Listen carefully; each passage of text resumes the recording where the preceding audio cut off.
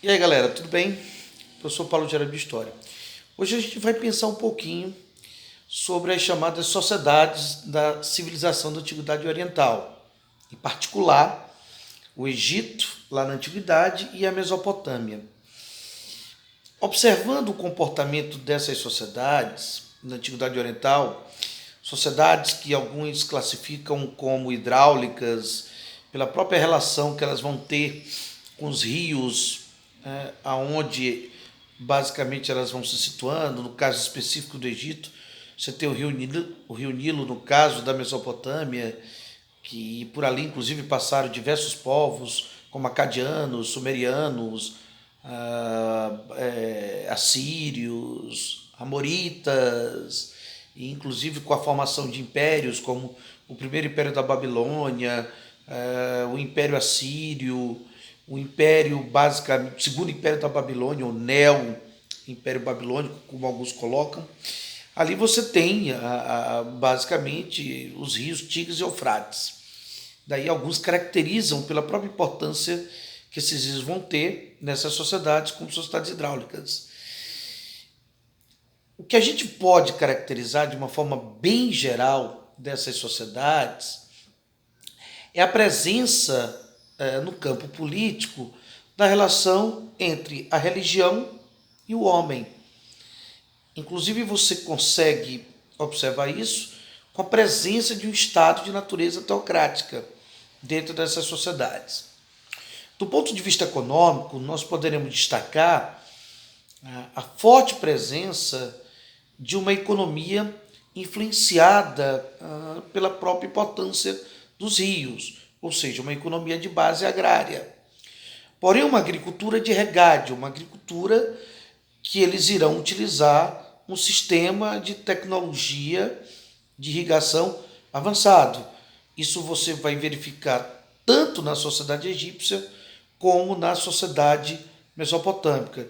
E aí a construção de canais artificiais, a gente pode estar dando como exemplo dos diques, das chamadas barreiras, ou as barragens, como alguns colocam. Então, isso tudo são sinais de construções avançadas no sistema de irrigação que essas sociedades vão estar utilizando.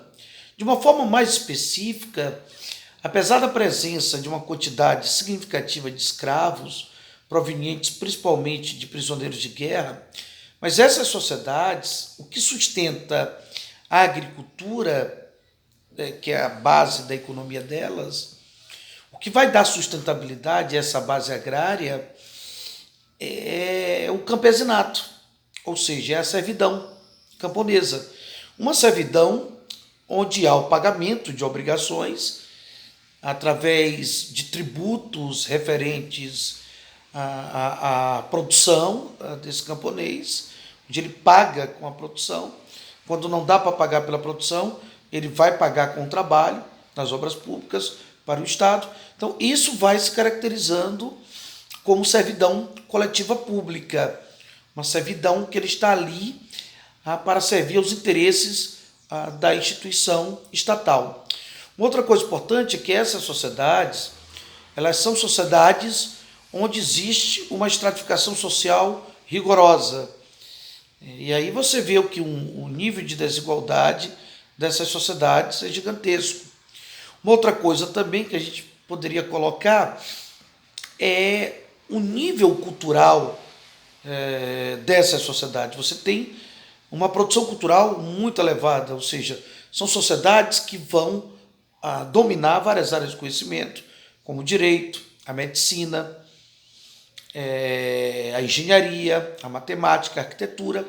E a partir desse domínio, observa-se a produção cultural gigantesca, ou babilônica, com grandes construções, sejam elas construções de obras públicas, como os canais, que nós acabamos de falar ainda há pouco, os canais artificiais, os palácios, os templos, os zigurates, as pirâmides, os calendários, a utilização da escrita, como os sumerianos lá na Mesopotâmia, com a escrita uniforme, Os egípcios, que na verdade tinham ali a presença de 3 formas de escrita, né? A sagrada, a que era mais comum entre os setores da nobreza e a mais popular. Então, sociedades que apresentarão um nível de produção cultural extremamente elevada, mas que por conta de conflitos internos e até mesmo de conquistas externas, isso vai acabar contribuindo para a falência desses impérios e dessas civilizações. Ok, galera? Um abraço especial. Isso é um breve resumo sobre as civilizações da Antiguidade Oriental. Até o nosso próximo encontro. Valeu!